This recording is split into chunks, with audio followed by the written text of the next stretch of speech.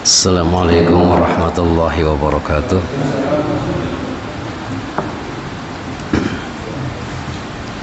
Bismillah walhamdulillah. Allahumma salli ala rasulillah wa ala alihi wa ashabihi wa ba'du. Mic-nya.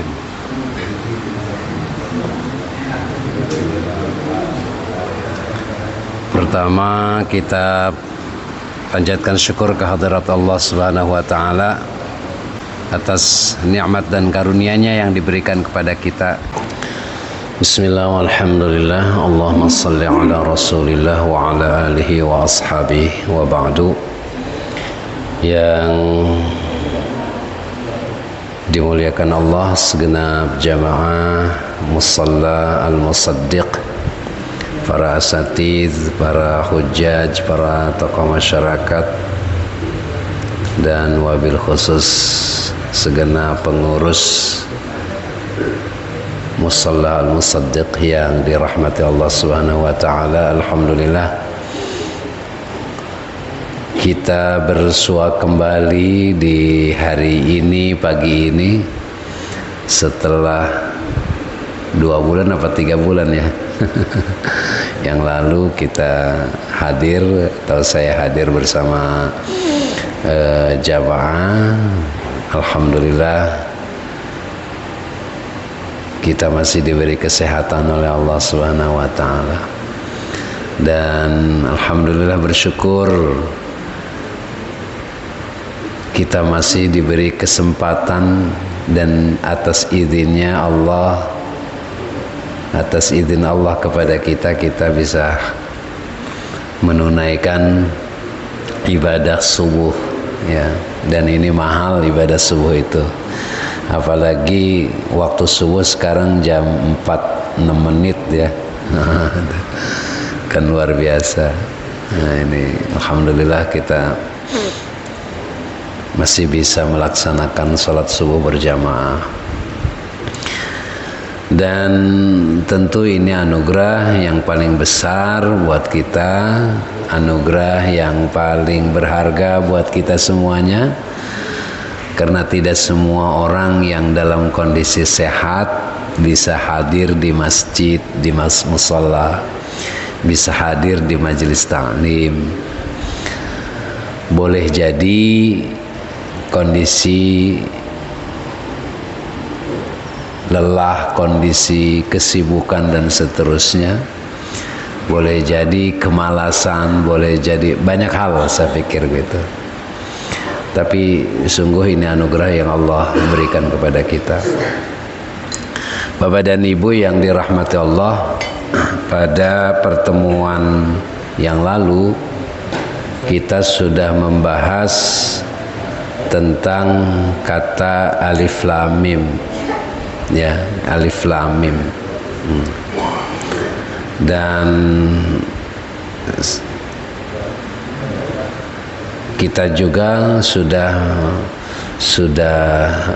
mendapatkan informasi dari banyak hadis rahasia di awal surat Al-Baqarah, dan ada surat Al-Baqarah tentang tauhid yang sering kita baca itu, wa ilahukum ilahu wahid, dan ayat kursi, 2 ayat kursi atau ayat kursi dan 2 ayat setelah ayat kursi, dan di akhir surat Al-Baqarah ya, ayat 284 sampai 286. Itu rahasia-rahasia yang pernah Nabi sampaikan kepada kita. Saya sekedar ingin mengingatkan, man qara'a arba'a ayatin min awali suratil Baqarah wa ayatul kursi wa ayatani ba'da ayatil kursi wa thalathan min akhir suratil Baqarah lam yaqrabhu wa la ahlahu yawma idzin syaitanun wa la syai'un yakrahuhu wa la yuqra'na ala majnunin illa afaqa. Ini salah satu hadis ya. Orang yang membaca 4 ayat surat Al-Baqarah Pada ayat surat Al-Baqarah itu alif lam mim dzalikal kitabu la raiba fihi hudal lil muttaqin alladzina yu'minuna bil ghaibi wa yuqimunas shalah wa mimma razaqnahum yunfiqun walladzina yu'minuna bima unzila ilaika wa ma unzila min qablik wa bil akhirati hum yuqinun. Ya. Kemudian ayat kursi. Ayat kursi itu Allahu la ilaha illa huwal hayyul qayyum la ta'khudhuhu sinatun wala naum, dan seterusnya. Dan dua ayat setelah ayat kursi itu la ikraha fid din. Baru terakhir ada akhir surat Al-Baqarah itu lillahi ma fis samawati wa ma fil ard. Ini sering dibaca oleh kita. Apa yang disampaikan oleh Nabi, dirinya yang membaca dan keluarganya, ya, keluarganya tidak didekati syaitan. Makna syaitan itu nanti gak banyak, ya, artinya syaitan dalam Quran itu bisa dipahami sebagai sosok, bisa dipahami sebagai sifat. Syaitan itu di dalam Al-Quran bisa dipahami sebagai sosok, bisa dipahami sebagai sifat. Kalau sifat itu dijelaskan dalam surat An-Nas, misal alladzi yuwaswisu fi sudurin nas minal jinnati wan nas. Itu syaitan, jadi yang menggoda hati manusia. Kemudian kalau syaitan dalam bentuk sosok, misal kita sering membaca a'udzubillahi minasyaitonirrajim, dari kejahatan setan yang terkutuk. Itu juga dalam bentuk sosok.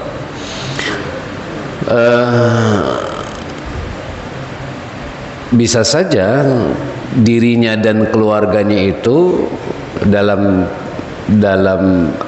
memahami dalam hadis Nabi seperti ini, misalkan tidak akan datang sebuah kejahatan ke dalam rumah kita, baik itu sifatnya ataupun dalam bentuk fisiknya. Ya, fisiknya kan banyak nanti bentuk fisiknya. Itu bisa saja dimaknai kata setan yang dimaksudkan dalam hadis seperti ini. Ini keluarganya akan selamat dari kejahatan, termasuk sesuatu yang tidak disukai. Ya, ini rajin baca ini nih. Awal surat Al-Baqarah, kemudian ayat kursi, dan 4 surat terakhir Al-Baqarah.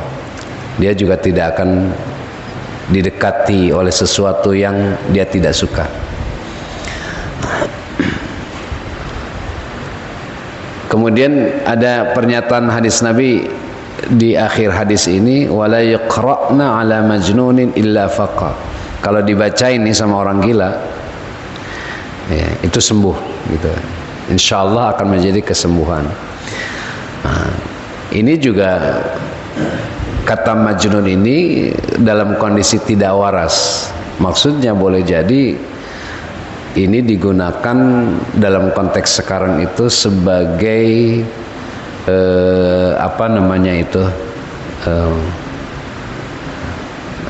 orang yang mengobati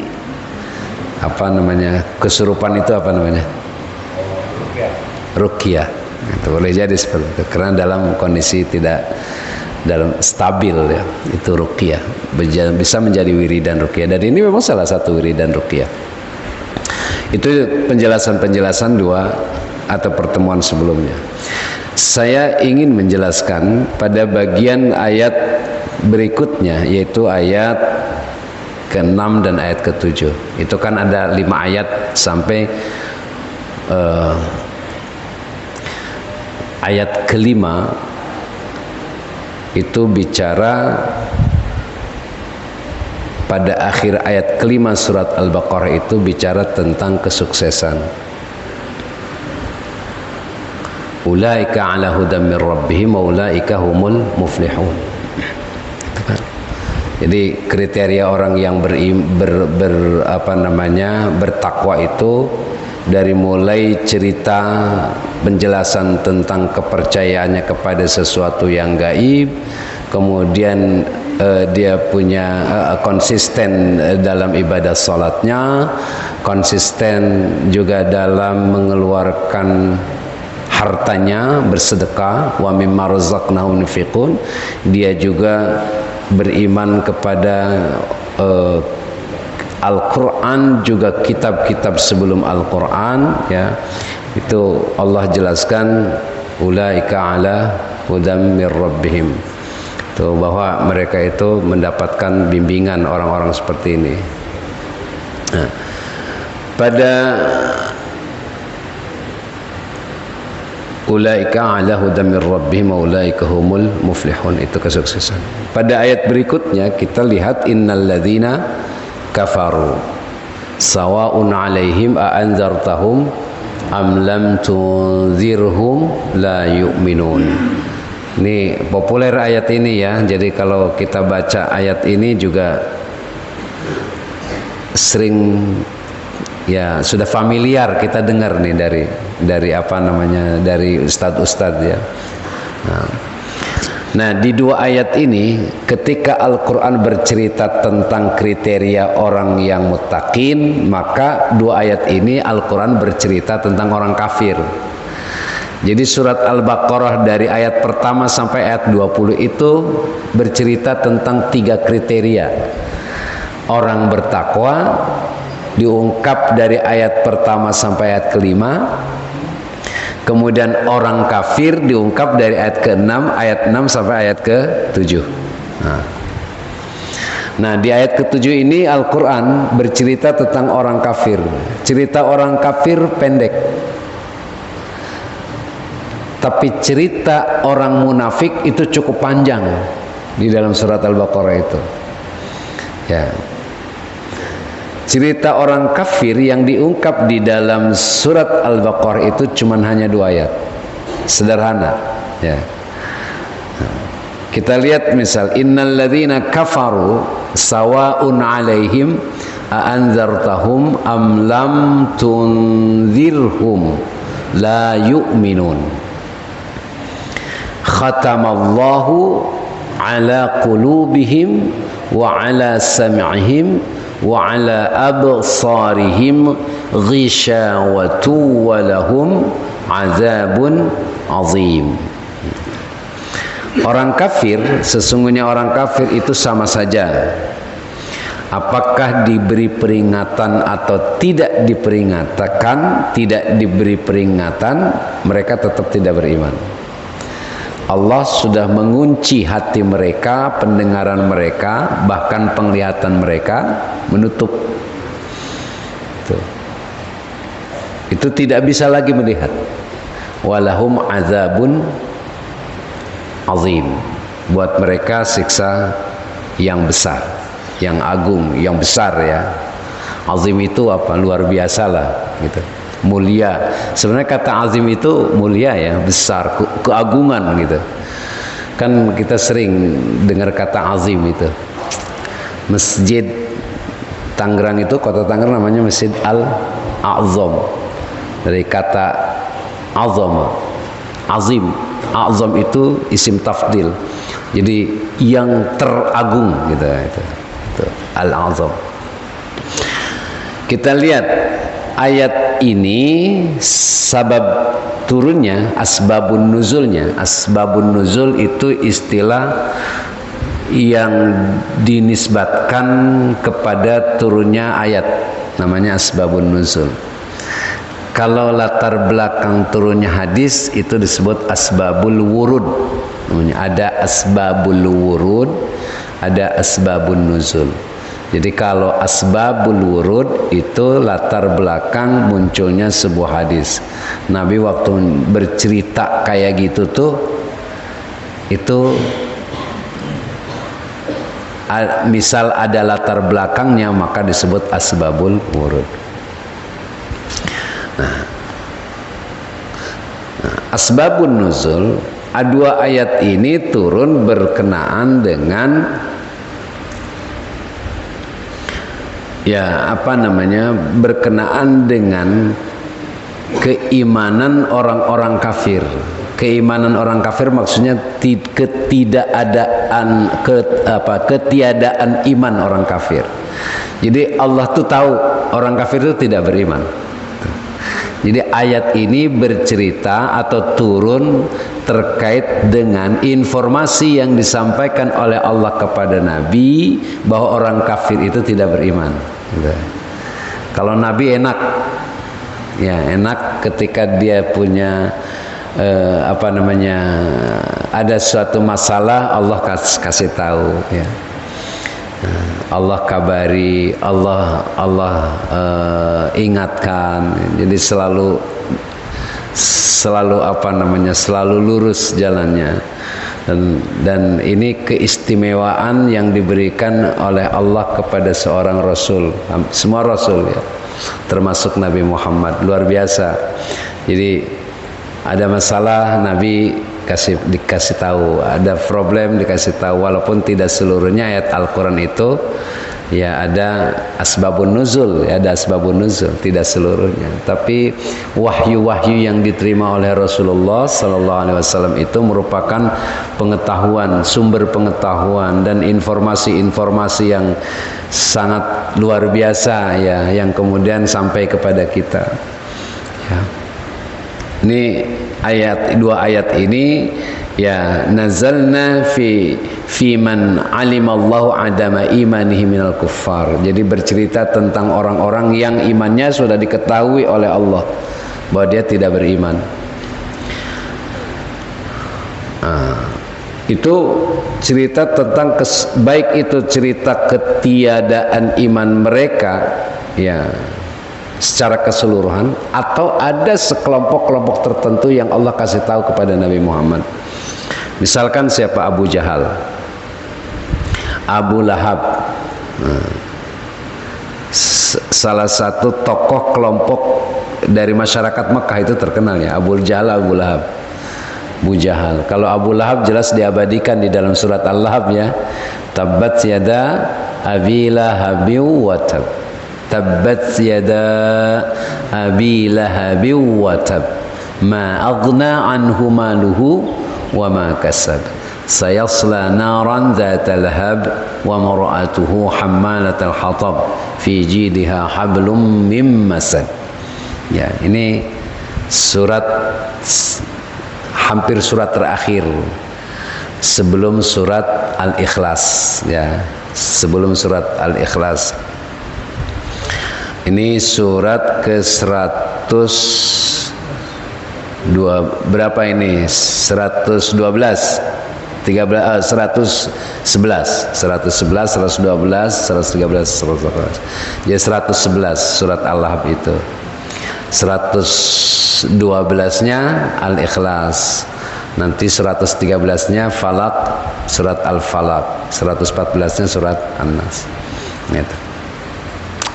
Itu cerita tentang Abu Lahab dan Abu Jahal.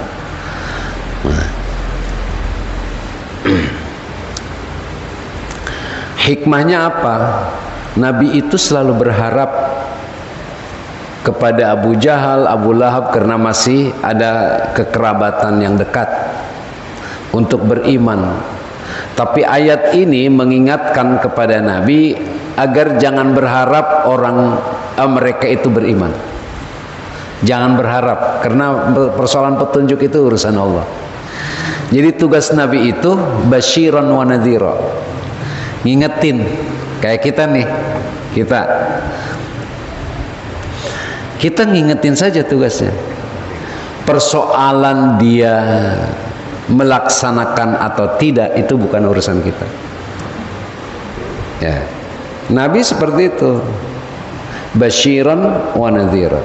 Dan ayat ini menurut para mufassir menjelaskan, ya, eksistensi atau keberadaan orang-orang kafir yang ada di lingkungannya, khususnya terkait dengan keluarga beliau. Itu jangan terlalu banyak berharap mereka itu semuanya bisa beriman. Ternyata memang betul, sampai akhir hayatnya Abu Thalib itu tidak beriman sampai akhir hayat. Walaupun nanti ada perdebatan ya, ada perdebatan apakah Abu Thalib itu beriman atau tidak, itu ada perdebatan. Karena di satu sisi mengatakan Abu Thalib itu beriman, di satu sisi ada yang mengatakan Abu Thalib tidak beriman sampai akhir hayatnya. Ada yang mengatakan bahwa Abu Thalib itu seorang mukmin gitu. Tapi di satu sisi ada yang berpendapat bahwa Abu Thalib itu tidak mukmin gitu. Nah, itu ada perdebatan.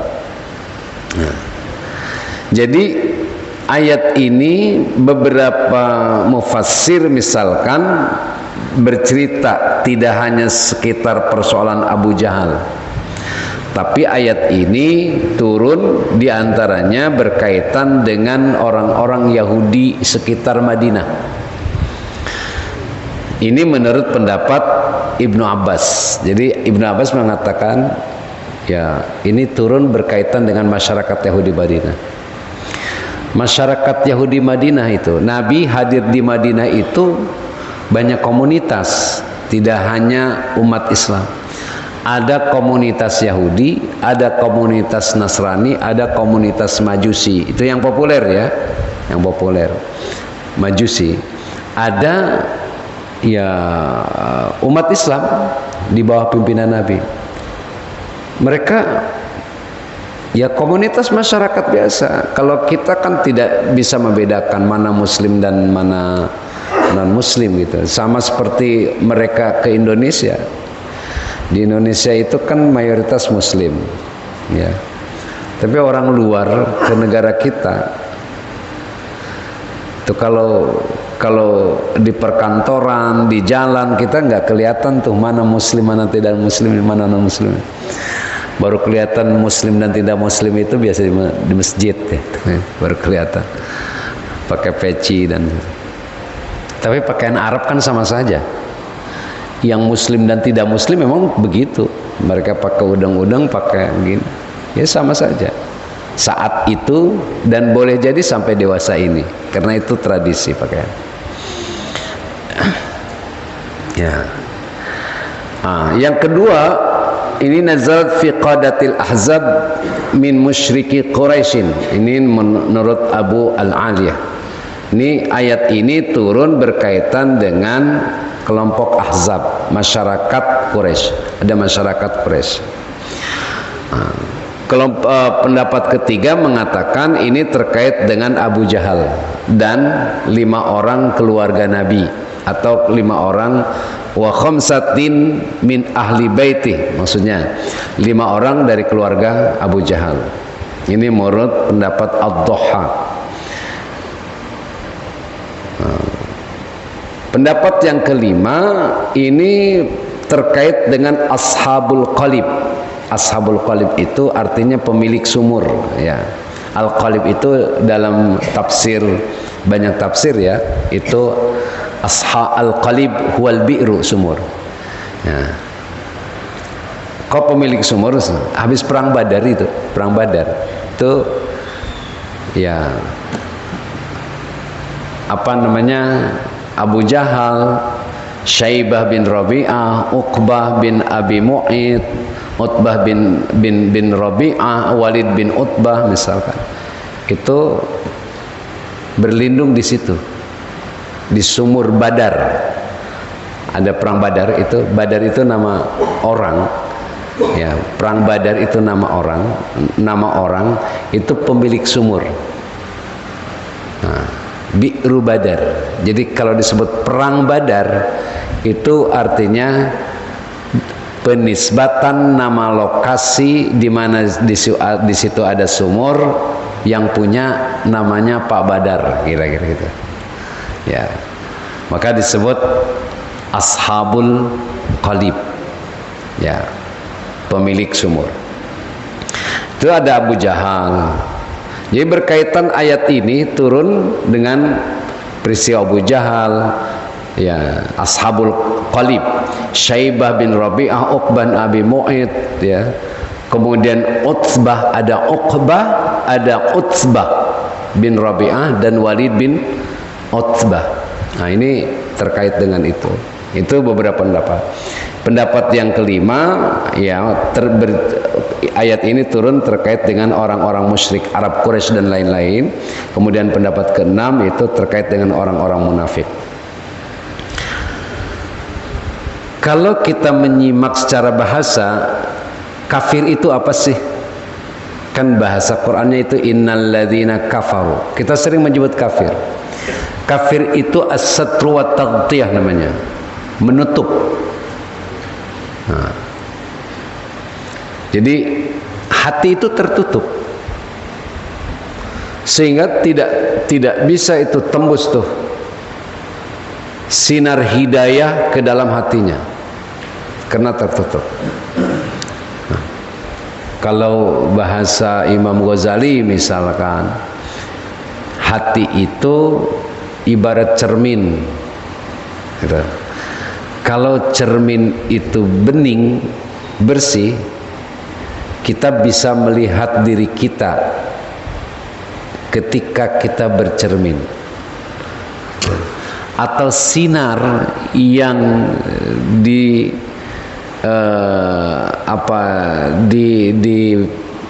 diarahkan ke cermin itu akan memantul. Nah, sehingga bisa melihat. Nah, hati pun demikian. Qur'annya ada, kemudian dibaca, dia akan terima. Hidayah kauniyahnya, petunjuk alam semesta ini Allah sudah ciptakan. Dia fikirkan, dia akan terima. Jadi semuanya akan ketika kebesaran Allah itu menerpa fikiran dan hati kita, hati itu akan kemudian membaca ulang kembali kebesaran-kebesaran Allah. Itu cermin kayak gitu. Berbagai macam peristiwa dan fenomena yang dilihat itu semuanya menjadi ibrah dan pelajaran dan nasihat buat dirinya. Apa yang terlihat di hadapannya itu menjadi sebuah nasihat buat dirinya. Itu ketika cermin hati kita itu bersih. Coba lihat, kalau hati kita kotor, butek, ibarat cermin yang sudah lapuk begitu, tidak bisa dia membaca, ya, membuat gambar yang jelas, bahkan menjadi kabur bayang-bayang itu. Hati pun sama.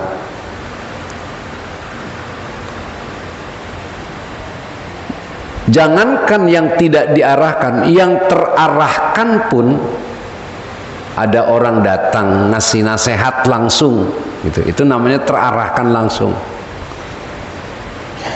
Ditolak kalau hati sudah kotor, ibarat cermin. Jadi betapa pentingnya menjaga hati itu. Coba kita lihat misalkan bagaimana Al-Quran mengajarkan kepada kita terkait dengan persoalan kebersihan hati. Itu kita temukan dalam banyak ayat. Salah satunya misalkan Allah ceritakan atau Allah sampaikan di dalam surat Al-Qalam misalkan. Surat Al-Muddatsir, maaf. Ya ayyuhal muddatsir qum fa'anzir wa rabbaka fakabbir wa thiyabaka fatahhir. Itu ada beberapa. Pertama, wa rabbaka fakabbir. Ini sering banyak menyebut nama Allah, membesarkan Allah, mengagungkan Allah. Ya. Mengagungkan Allah itu, warabbaka fakabbir, itu bisa nanti dalam bentuk zikir, bisa nanti dalam bentuk analisa, bisa dalam bentuk mengamati dan seterusnya, bisa dalam bentuk literasi, membaca Al-Quran yang kemudian dipahami. Itu warabbaka fakabbir. Jadi semua yang disebut ayat-ayat kauniyah, ayat-ayat Qur'aniyah itu apa namanya? dipelajari, dibaca, dianalisa. Nah, jadi kalau kita baca Quran kan dari awal sudah dijelaskan, baca Quran tidak hanya sekedar membaca, tapi coba diamati apa yang kita baca. Nah, cuman memang kelemahan di usia kita sudah kurang melihat ya apa namanya baca Quran. Bukan nggak mau, saya yakin kita pengen baca Quran, tapi kelihatannya nyambung itu titik huruf gitu kan udah usia, udah mata udah kurang mulai nih. Itu mana titik iya, mana titik nun, mana titik ta, udah nyambung tuh, susah di usia kita nih. Bukan Qurannya yang salah, matanya yang kurang. Gitu. Ya.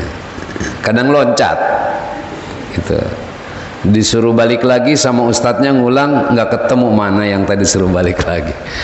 Jadi sudah banyak nih mata kurang melihat gitu. Nah, coba itu sudah mulai dikurangi. Memang begitu. Nabi kan pernah mengatakan, dalam tafsir saya temukan dalam tafsir Marah Labid misalkan, ini usia manusia itu katanya dari mulai 0 sampai 33 tahun itu usia pertumbuhan namanya. Ya, awal kehidupan hingga mencapai 33 tahun itu usia pertumbuhan tuh. Ini batas akhirnya remaja. Dari mulai 33 sampai 40 itu masih sehatnya, kekuatan maksimal nih di sini puncaknya. Maksimal. Jadi kekuatan maksimal itu ya akalnya masih cerdas gitu, matanya masih sehat gitu kok. Terus dewasa menjelang dewasa itu usia 33 sampai 40 menurut Marah Labid ya, dalam tafsir Marah Labid. Kemudian 40 sampai 60 itu usia mulai menurun sedikit ya, usia paruh baya nih mulai menurun tuh, mulai itu. Nanti usia 60 sampai 75 tahun ini penurunan besar.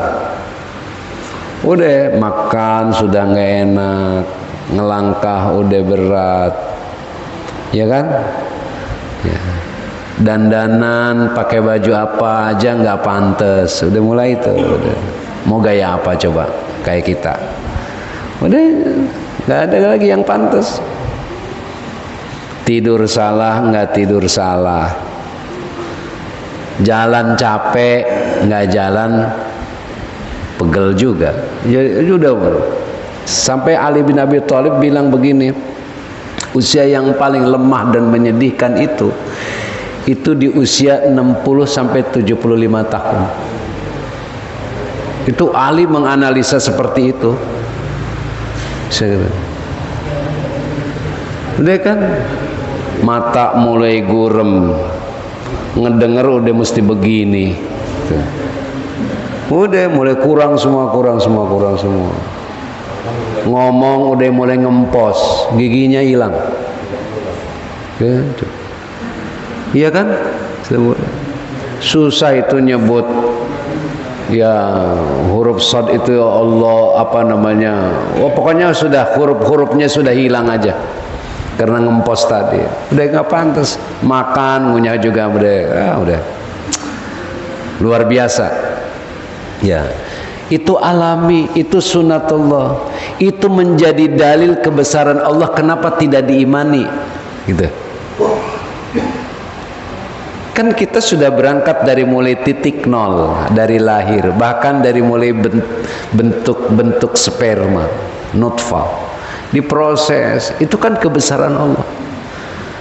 Selain ayat Qur'aniyah yang Allah berikan, Allah ajarkan kepada kita, juga ini bukti nyata yang acap kali dan sering kali kita lihat peristiwa ini dari mulai titik nol nutfah, kemudian diproses di dalam perut seorang ibu, lalu dikeluarkan oleh Allah, wallahu akhrajakum min butuni ummahatikum la ta'lamuna syai'a. Waktu Allah mengeluarkan kamu dari perut ibumu itu, kamu enggak ngerti apa-apa. Kan nyadar itu sebenarnya. Emang begitu keluar dari rahim ibu orang sudah cerdas? Enggak. Bahkan tertidur, matanya belum terbuka, belum melihat dunia. Belum melihat dunia. Tidak ngerti apa-apa kita. Waktu itu tidak ngerti apa. Mendengar pun tidak, melihat pun tidak. Yang ada itu insting dirinya. Kalau lapar, haus, dia menangis. Itu aja. Itu sudah dibahas oleh kita di dalam surat Fatihah itu, yang kaitannya dengan ihdinas siratal mustaqim, hidayat al-hawas, insting. Lapar, dia menangis saja. Tapi belum bisa terus berkembang.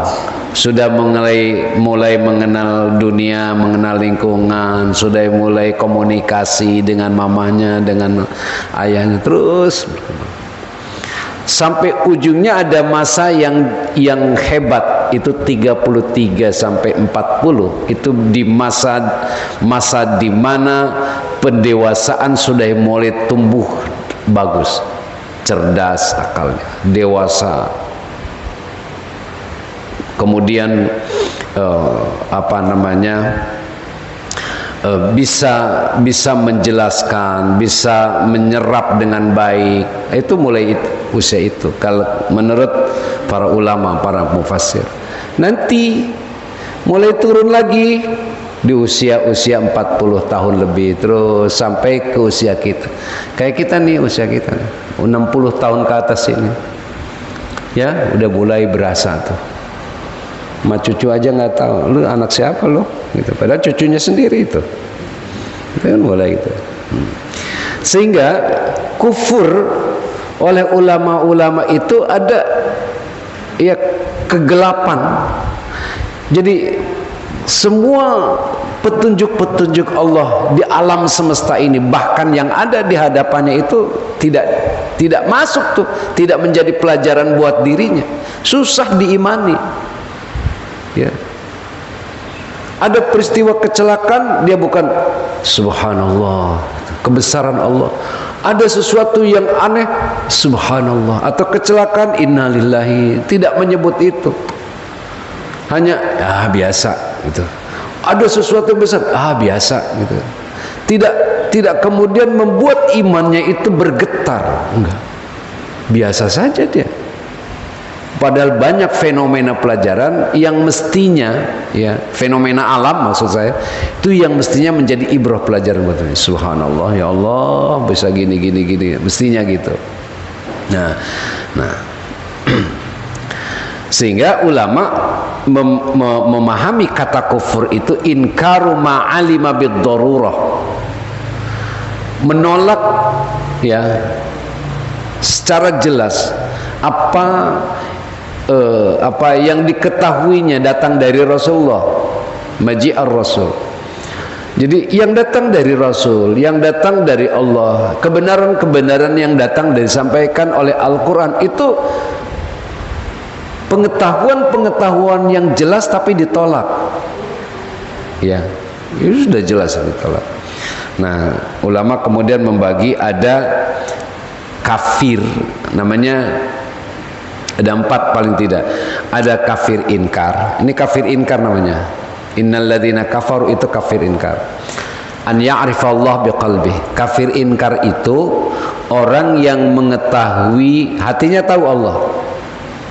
Tahu. Orang wahwa alla kafir inkar itu wahwa alla ya'rifallah subhanahu wa ta'ala. Maaf. Jadi kafir inkar itu sama sekali tidak mengetahui Allah.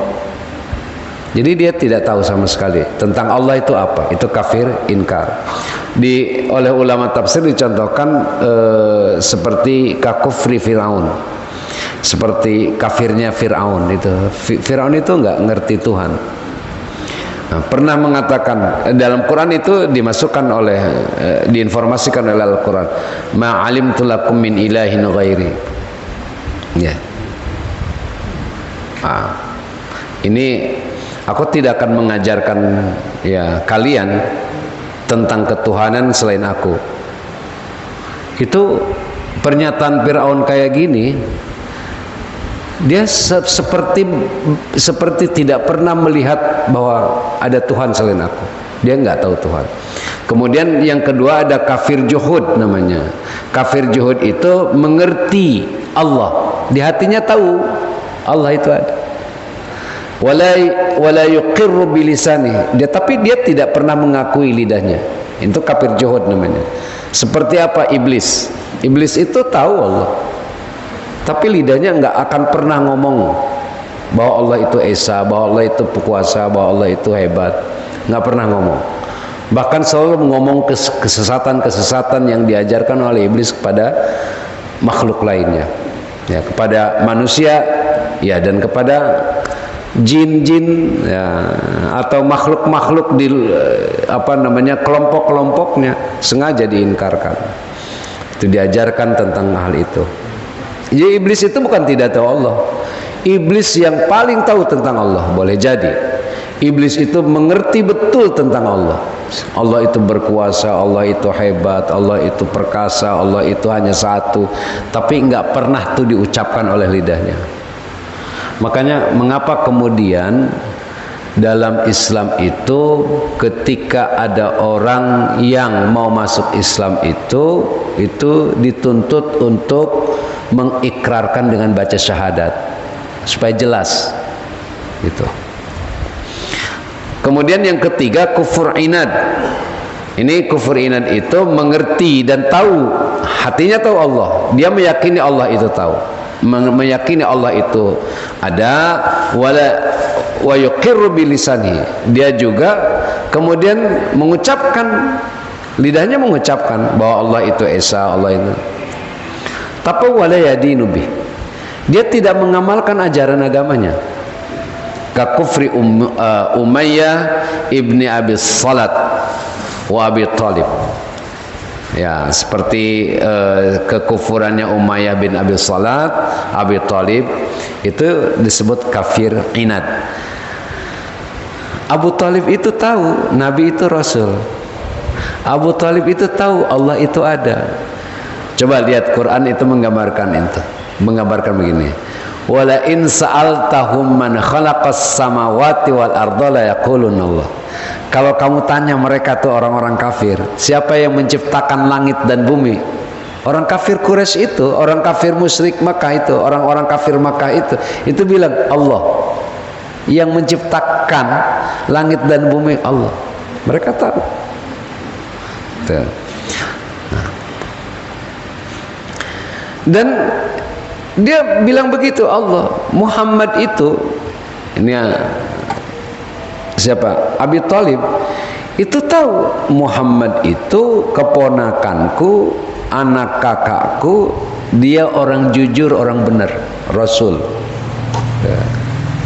Itu diucapkan, tapi tidak mempraktekkan ajarannya, ajaran Nabi gitu. Itu disebut kafir inad. Itu menurut pandangan mufassir ya. Kemudian ada kafir nifak. Kafir nifak itu orang yang mengakui dengan lidahnya, diucapkan, tapi akidahnya tidak sehat. Akidahnya tidak sehat. Nah, jadi kafir nifak itu gimana maksudnya? Ya kayak Abdullah bin Ubay bin Salul. Tuh.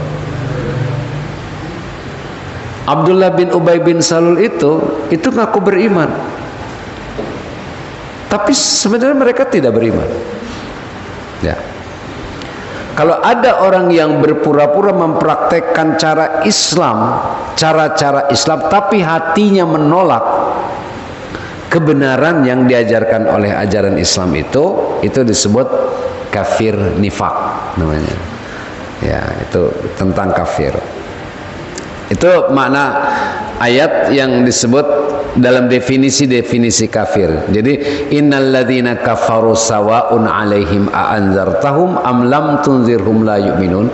Ini menjelaskan kepada kita jenis kafir model-model seperti itu diingetin atau enggak, itu tetap enggak suka beriman, menolak keimanan itu. Ya, berarti iman itu mahal.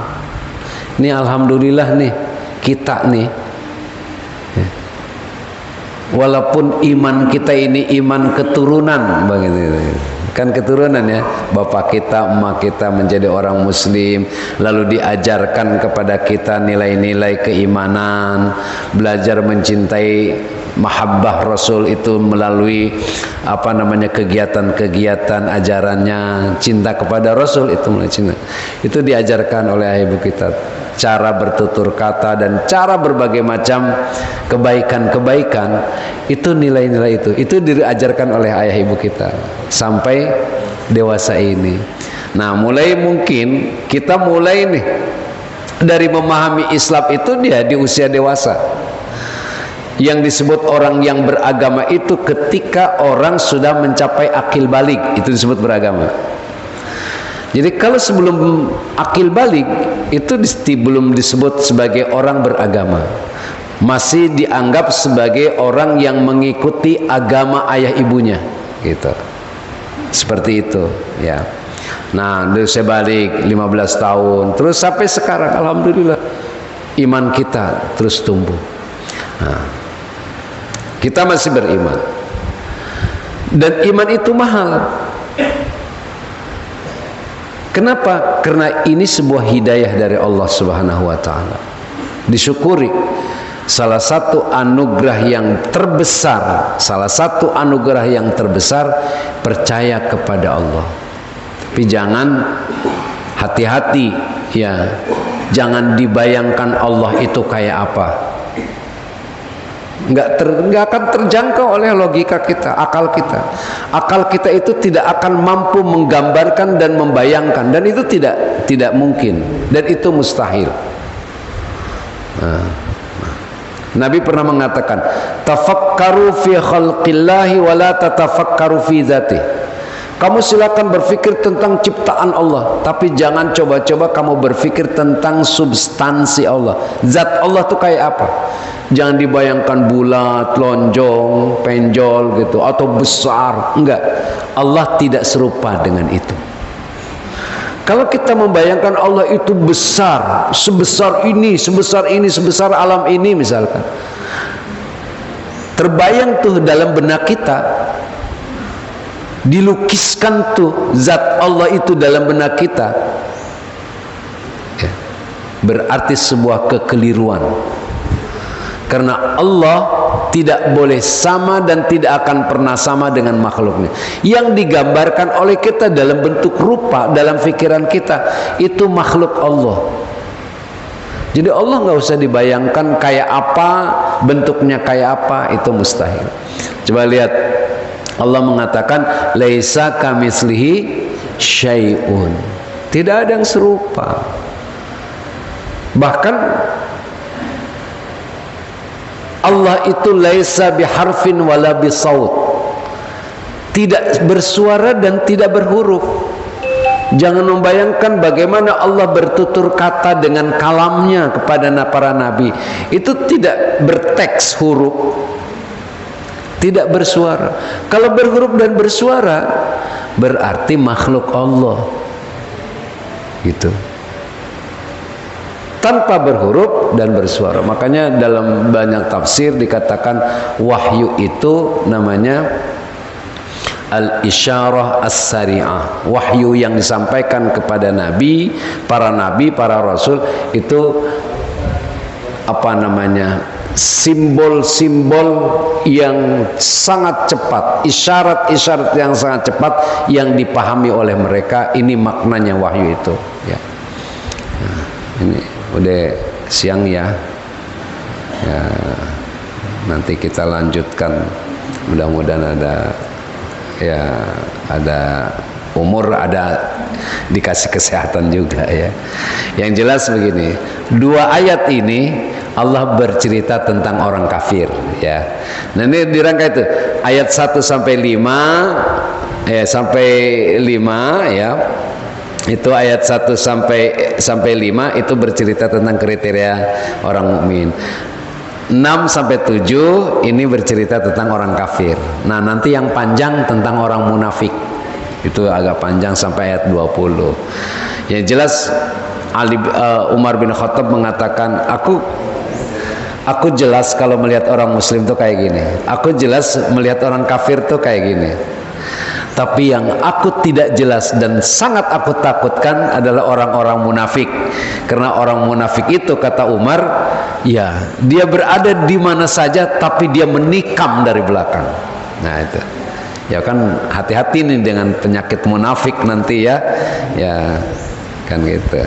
Nah, kata kita kan ya banyak lah ya, apalagi kaitannya dengan politik ya.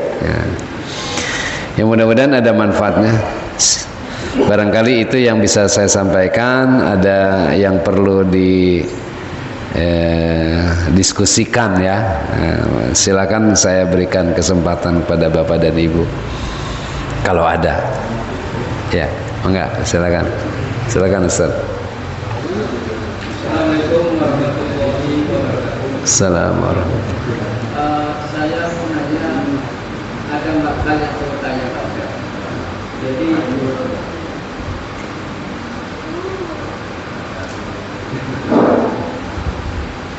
satu masalah ayat-ayat ruqyah.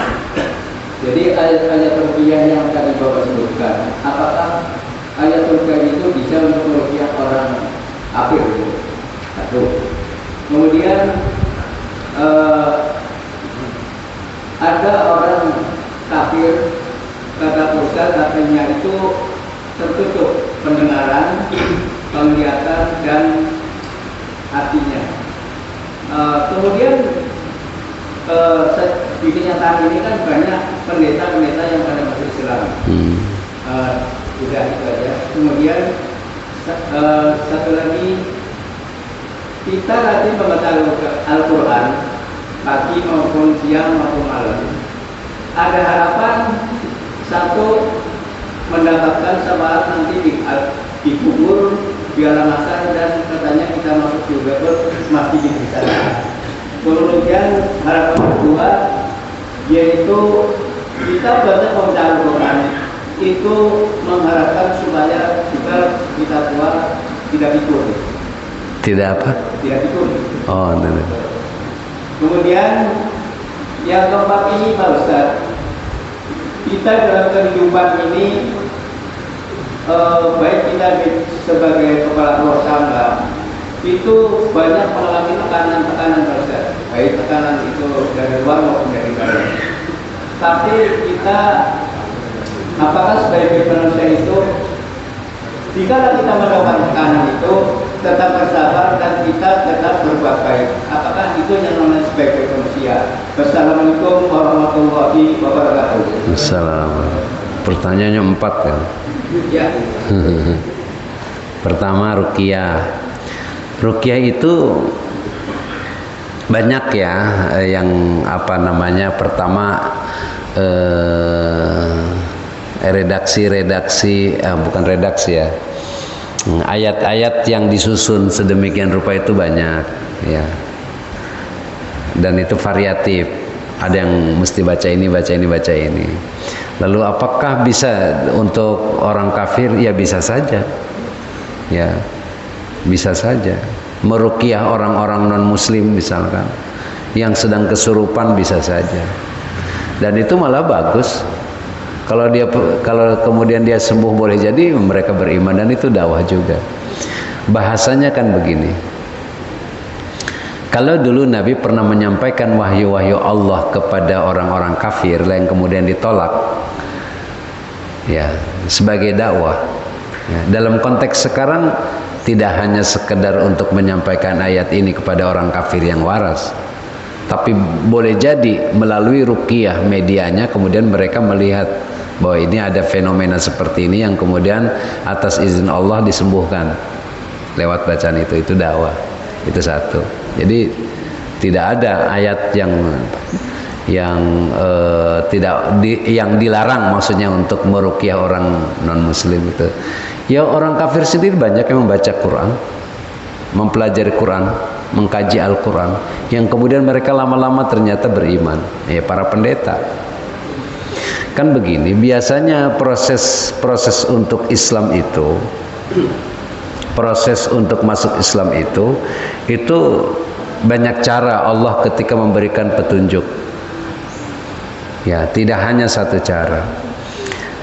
Betul kalau Allah sampaikan khatamallahu ala qulubihim wa ala sam'ihim wa ala absarihim ghishawa, itu ditutup hati mereka, pendengaran mereka ya. Kemudian penglihatan mereka ya. Tapi jangan berhenti di sini karena ayat itu masih ada. Ya. Ayat yang mengatakan lagi yahdillahu may yasha wa yudhillu may yasha. Kan gitu. Nah, ayat ini hanya bercerita tentang kisah seputar keluarga Nabi dan masyarakat Arab, bahwa mereka itu mau diingetin juga nggak bisa tuh kayak gitu. Tapi ayat lain Allah bicara juga yahdillahu may yasha wa yudhillu may yasha. Soal hidayah itu Allah yang punya urusan. Misal Nabi ada ayat yang bercerita, yang menyampaikan kepada kita innaka lan tahdi man ahbabta walakin Allah yahdi man yasha. Engkau itu tidak punya hak untuk memberikan petunjuk kepada orang yang kamu cintai. Ayat ini turun berkaitan dengan Abu Thalib. Gitu. Engkau itu tidak punya wewenang untuk memberikan petunjuk, untuk berikan hidayah. Itu urusan Allah. Lan tahdi man ahbabta walakin Allah yahdi man yasha. Allah yang punya urusan untuk memberikan hidayah. Nah, cara Allah memberikan hidayah itu banyak. Bisa saja dia punya pertemanan dengan orang-orang muslim yang kemudian datang dia ke Mesir. Ini banyak tuh, datang ke Mesir, datang ke Yordan, kemudian dikasih Quran oleh temannya gitu. Kasih aja. Satu saat dia mendapatkan musibah, satu saat dia iseng-iseng baca Quran, kan pengalaman seperti itu. Ternyata masuk Islam itu. Ada banyak itu yang kita lihat, misalkan ada salah seorang ahli bahasa dari Amerika itu diminta untuk datang ke Damaskus. Maaf, bukan Damaskus, ke Mesir, untuk menerjemahkan teks Arab. Dia pelajari dulu teks Arabnya, kemudian dia pelajari Quran, dia translate tuh, diterjemahkan dari ayat-ayat Al-Quran untuk ke bahasa Inggris. Tapi dia menjelajahi setiap teks ayat Al-Quran, ketika dibaca, diterjemahkan, kok makin menarik gitu ya. Nah, akhirnya masuk Islam. Itu di kalangan mereka. Nah, yang ketiga apa ya? Membaca Al-Quran. Membaca Al-Quran pasti berpahala. Dan membaca Quran itu walau tidak faham, al-muta'abbad bitilawati. Jadi akan mendapatkan, menjadi ibadah bagi yang membacanya. Mau faham mau tidak faham. Ya. Dan Nabi pernah mengatakan begini. Man hafizal Quran kullahu harramahu Allahu jasadahu min ukli ad-dud. Itu satu. Yang satu lagi dengan teks yang sama ada min uklin niran. Orang yang hafal Quran seluruhnya itu Allah haramkan tubuhnya itu dimakan belatung. Hadis satu lagi mengatakan orang yang hafal Al-Quran seluruhnya itu diharamkan oleh Allah itu dimakan oleh api neraka. Jadi intinya bahwa orang yang menghafal Al-Quran itu dimuliakan oleh Allah. Ya, menghafal Al-Quran itu dimuliakan oleh Allah. Nah, upaya kita untuk menghafal Al-Quran barangkali di usia seperti ini kesulitan. Ya, yang paling tidak ada surat-surat yang bisa kita hafal. Mudah-mudahan itu kita berharap jadi syafaat buat kita. Gitu. Ya, surat pendek aja. Yang pendek-pendek aja itu juga suka keliru kan ya. Tapi paling tidak itu mudah-mudahan jadi syafaat kita. Baik, yang keempat apa tadi? Yang keempat masalah kehidupan. Oh, ya, masalah kehidupan. Pada kita, jika kita mendapatkan dari luar, kita tetap sabar dan tetap kita berbuat baik. Jadi kita. Oh iya, betul. Ya tetaplah. Pertama, Al-Quran kan sudah menyampaikan begini, walanabluwannakum bisyai'in minal khawfi wal ju'i wa naqsim minal amwali wal anfusi was samarata basyirus sabirin. Pasti kami uji kamu dengan banyak persoalan. Bisyai'in minal khawf, rasa ketakutan, wal ju'i, kelaparan, wa naqsim minal amwal, itu diuji juga dengan wa naqsim minal amwal, apa namanya, krisis ekonomi. Manaqsim minal amwal, krisis ekonomi, nggak punya uang, nggak bisa belanja, macam-macam lah pokoknya itu. Manaqsim minal wal anfusi, diuji juga oleh Allah persoalan jiwa kita, ya, mentalnya, kemudian psikologisnya, atau boleh jadi moralnya rusak di rumah orang-orang yang nggak benar misalkan. Itu wal anfusi.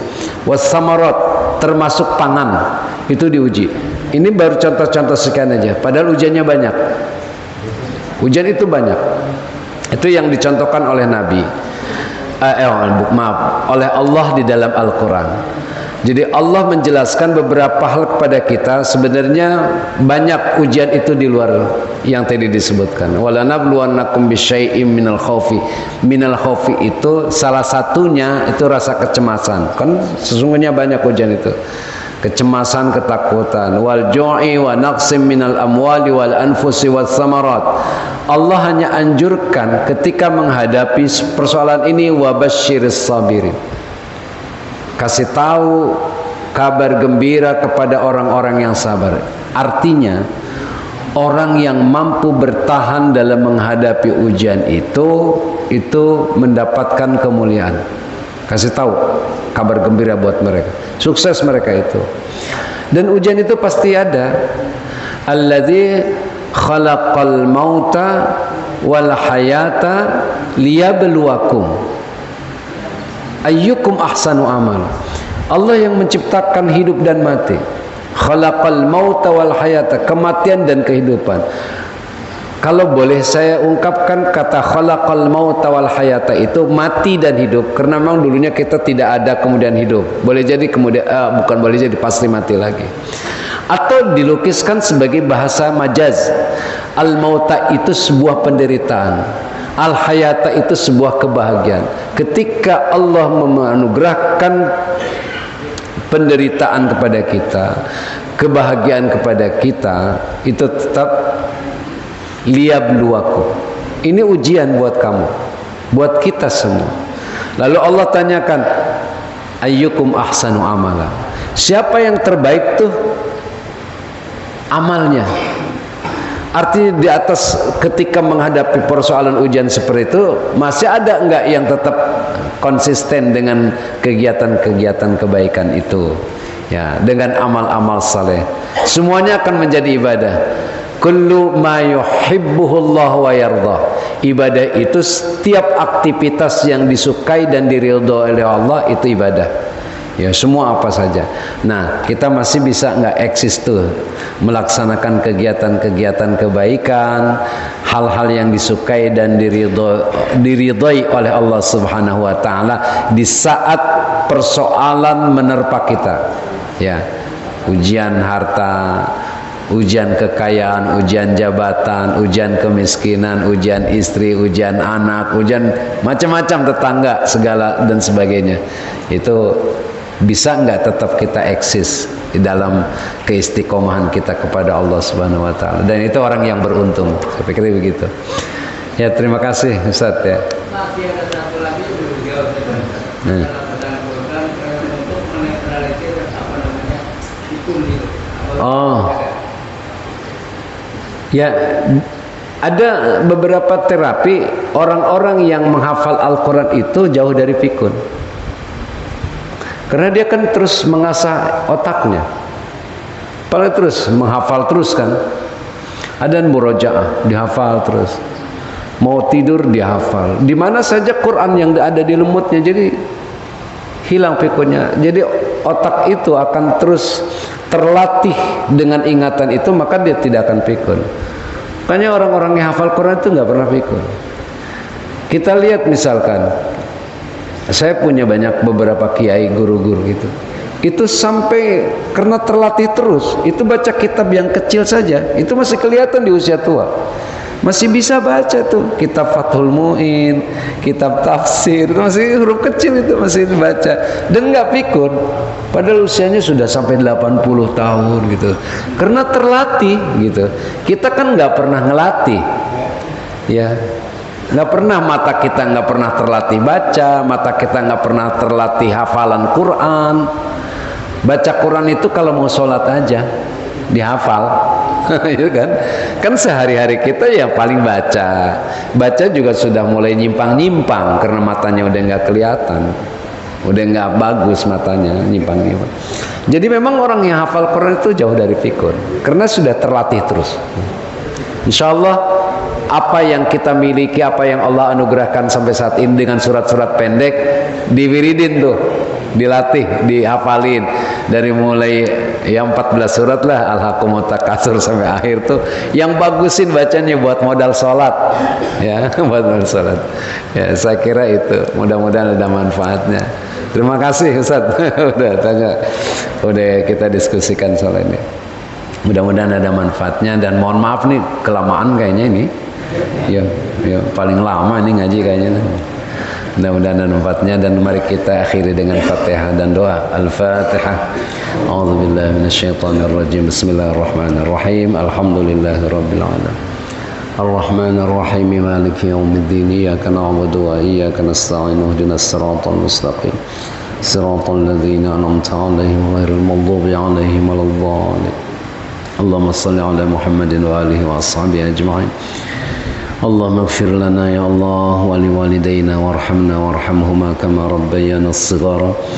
اللهم اغفر لنا وارحمنا وعافنا واعف عنا واكرمنا يا رحمن يا رحيم. اللهم بارك لنا في حياتنا ومعاشنا وبعد مماتنا. اللهم بارك لنا في أولادنا وذرياتنا وأموالنا وأعمارنا وعلومنا وما أعطيتنا يا أرحم الراحمين. اللهم إنا نسألك رضاك والجنة ونعوذ بك من سخطك والنار. ربنا آتنا في الدنيا حسنة وفي الآخرة حسنة وقنا عذاب النار.